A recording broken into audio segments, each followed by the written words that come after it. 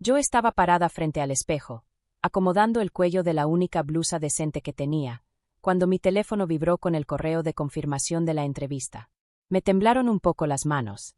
Después de 3 años de apenas sobrevivir, trabajando turnos nocturnos, cuidando a mi hijo de 7 años, Mason, mientras fingía que no me estaba ahogando, esta entrevista en una empresa de logística se sentía como la primera posible salida. Volteé a ver a Mason, sentado en el piso con las piernas cruzadas, coloreando sus dinosaurios. «Mamá va a hacer algo importante hoy», le dije en voz baja. Él sonrió con esos 7 huequitos donde le faltaban dientes. «¿Eso nos va a hacer ricos?» «No ricos», me reí, «pero quizá, estables». Ya tenía todo arreglado. Mis papás vivían a 15 minutos. Siempre presumían que la familia es todo, sobre todo cuando mi hermana Melanie necesitaba algo, bodas, días de spa, el cumpleaños de su perro, lo que fuera. Pero cuando se trataba de mí, actuaban como si yo fuera una carga que nunca pidieron. Aún así, creí que, tal vez, solo tal vez, me ayudarían una hora. Llevé a Mason a su casa a las 10 de la mañana. Mi mamá abrió la puerta con la bata puesta, ruleros en el cabello y una ceja ya dibujada toda chueca. «¿Qué?», soltó molesta. «Tengo mi entrevista hoy. ¿Puedes cuidar a Mason tantito? Solo una hora». Ni siquiera terminé cuando Melanie bajó las escaleras con una bata blanca de spa y pantuflas. «Mamá, ya vámonos. Vamos a perder la cita», se quejó, agitando una tarjeta de regalo. Mi papá venía detrás, jugando con las llaves del carro. «Vamos tarde por esto», dijo, mirándome con asco. El corazón se me hundió. «Por favor», repetí. «Es solo una hora. Se va a quedar adentro. Va a estar calladito». Melanie se burló. «Yo no voy a quedarme aquí cuidando a tu hijo error solo para que vayas a fingir que eres importante». Mi mamá cruzó los brazos. «Ya hicimos planes con tu hermana. ¿Por qué siempre esperas al último minuto? Tienes 30 años y sigues rogando favores». «No estoy rogando», susurré. «Solo estoy pidiendo ayuda con su nieto». Mi papá se acercó, tan cerca que sentí su aliento. «Cuídalo tú misma», dijo frío. «Pero si estás tan desesperada», señaló la calle, «déjalo en la banqueta. Hace calor. Que el sol lo endurezca tantito». Melanie se rió tan fuerte que el perro del vecino ladró. «Sí, a lo mejor así se hace hombrecito». Me quedé helada. Mi hijo se escondió detrás de mí, agarrando mi blusa con sus deditos temblando. «Mami, tengo miedo», susurró. Volteé hacia mis papás, tratando de no quebrarme. «Están bromeando». Pero mi papá se encogió de hombros. «Va a estar bien. Los perros sobreviven afuera». Mi mamá añadió. «La verdad, le ayuda. Tu hermana lleva meses esperando este día de spa. ¿Por qué sus planes se tienen que arruinar porque tú eres irresponsable?» «Estoy tratando de conseguir un trabajo», dije, «para poder cuidarlo mejor». Mi mamá puso los ojos en blanco. «¿Tú? ¿Un trabajo bueno? Por favor». Melanie se recargó en el marco de la puerta, revisándose las uñas. «Ya vete. Déjalo afuera. Si se desmaya, se desmayó. No es nuestro problema». Sentí el estómago hacerse un nudo. «Está bien», dije bajito. «Me lo llevo». La cara de mi papá se puso oscura. «Qué egoísta, arrastrando al niño en vez de dejarlo aprender a la mala». «Patética», murmuró Melanie.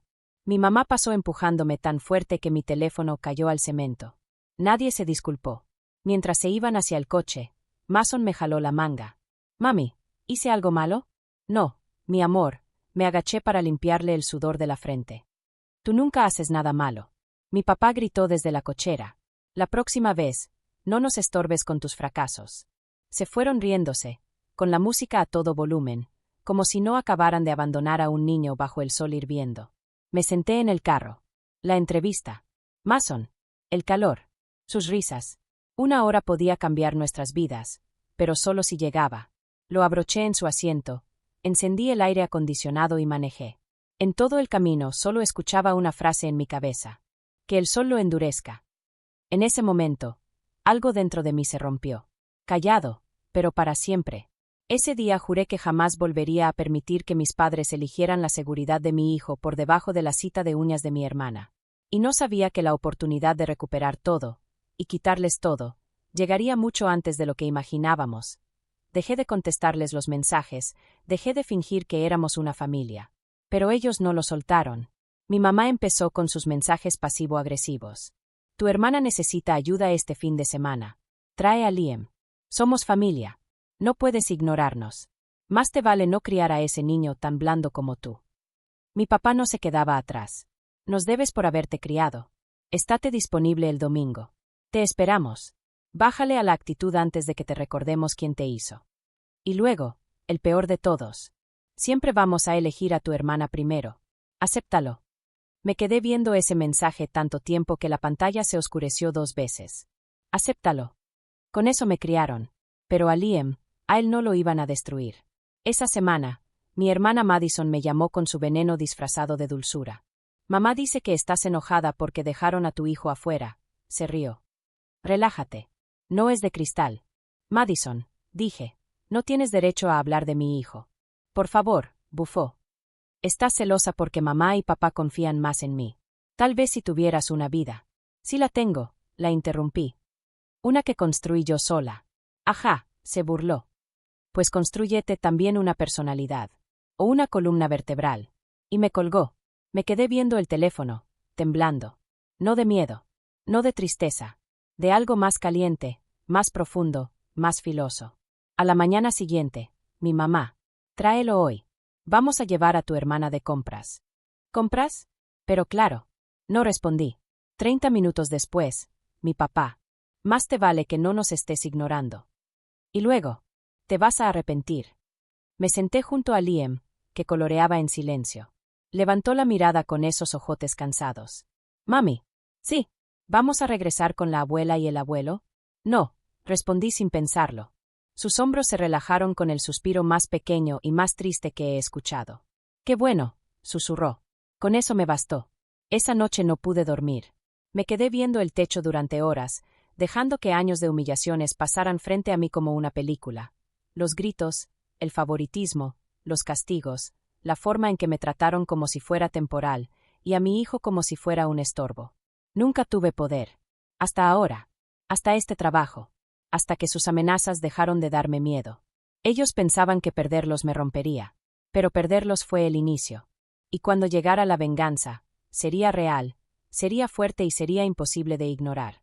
La noche después de que dejaron a mi hijo afuera como si fuera un perro callejero, tampoco dormí.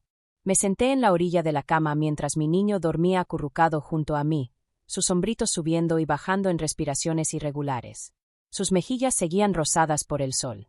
Su cabello aún húmedo de sudor. Cada vez que se movía, se quejaba bajito. Y cada que lo hacía, algo dentro de mí se rompía. Yo les había dado a mis padres oportunidades que nadie debería tener que dar. Había perdonado cosas que ninguna madre debería perdonar. Pero dejar a mi hijo afuera mientras ellos se hacían masajes y pedicuras. Ese fue el momento en que algo dentro de mí se partió en dos. Al amanecer, me vestí, empaqué una bolsa y manejé a casa de mi amiga Clara. Era de las pocas personas que sabía cómo eran mis papás. Abrió antes de que tocara por segunda vez. ¿Tu mamá hizo qué? Susurró cuando le conté todo. No solo ella, dije. Mi papá también. Y mi hermana. Clara me miró un rato largo y luego dijo algo que no esperaba. Ya no tienes que escapar. Tienes que terminarlo. Quizá era el cansancio. Quizá era el miedo clavado en mi pecho. Quizá la imagen de mi hijo sudando, respirando aire caliente, esperando a unos abuelos que nunca pensaron regresar. Pero asentí. Por primera vez, no tenía miedo del desastre. Estaba lista para provocarlo. Mis papás siempre presumieron su reputación. Iban por la vida como santos, la familia perfecta que daba todo por sus hijas. Acumulaban elogios como trofeos. Su amabilidad era su arma. Así que destrocé esa imagen. No grité. No los confronté. No publiqué nada. Solo conté la verdad en el único lugar donde de verdad importaba, su trabajo. Ambos eran empleados del centro comunitario. Supervisaban programas infantiles, organizaban eventos, y no dejaban de presumir lo buenos que eran con los niños. Así que cuando llegué con fotos de la piel quemada de mi hijo, las ronchas detrás de su oreja, la nariz pelándose, la nota médica por golpes de calor, y el video de la cámara del vecino mostrando a mis papás alejándose sin él. La directora se quedó pálida. No preguntó nada. No lo necesitaba. Solo dijo: nosotros nos encargamos. Y lo hicieron. La investigación fue inmediata. La suspensión, rápida. El despido, aún más. Antes de que siquiera se dieran cuenta de que había sido yo quien lo inició. Días después, mi mamá irrumpió en mi departamento, gritando: Nos arruinaste. Me puse frente a mi hijo y la miré directamente a los ojos. Dejaste a un niño afuera con casi 40 grados. Ese chamaco es dramático, gruñó mi papá. Tiene que endurecerse. No le respondí. No valía la pena. Pero cuando mi hermana avanzó, cruzada de brazos, burlándose. Estás exagerando como siempre. Solté una risa. No porque fuera chistoso, sino porque por primera vez, sus palabras no me atravesaron. Lárguense, dije tranquila. Y cuando no se movieron, añadí. O llamo a la policía y les enseño todo. Se quedaron congelados. Mis papás, los mismos que no les importaba hacerme llorar de niña, los mismos que me humillaron por años, se quedaron paralizados. Vámonos, murmuró mi papá, jalando a mi mamá del brazo. Está loca. Mi hermana rodó los ojos y los siguió. Y así, se fueron para siempre. 2 meses después, yo ya estaba firme en mi nuevo trabajo. Mi hijo feliz en su programa de verano. Estábamos seguros. Estábamos en paz.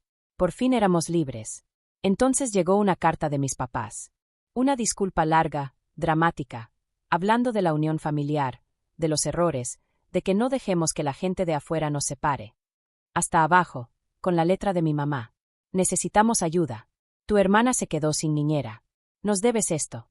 Doblé la carta, la metí de nuevo en el sobre, y escribí una sola palabra. Regresar. La dejé en el buzón sin pensarlo. Cuando volví, Liam me jaló la manga. Mami, ¿van a regresar? Me arrodillé, le aparté el pelo de la frente y le di un beso. No, amor, susurré.